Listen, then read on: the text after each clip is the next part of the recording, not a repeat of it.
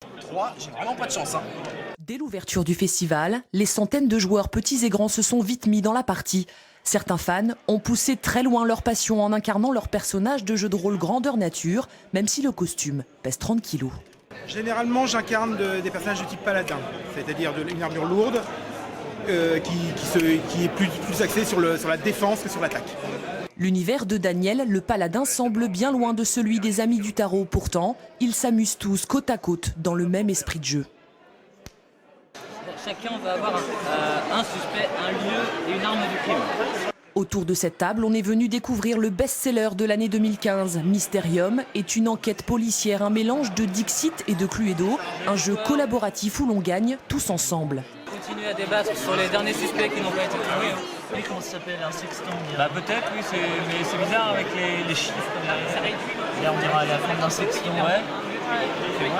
Non, c'est une navigatrice. Trouver à partir d'images abstraites des détails qui pourraient permettre de trouver le suspect, je trouve c'est intéressant, c'est amusant.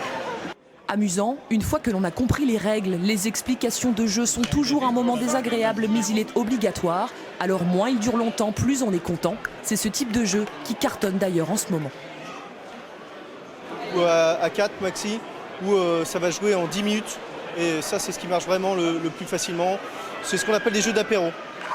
Que ce soit le hasard, la mémoire, la stratégie, la rapidité qui vous fasse perdre ou gagner, le jeu n'a finalement qu'un seul but, prendre du plaisir et s'amuser.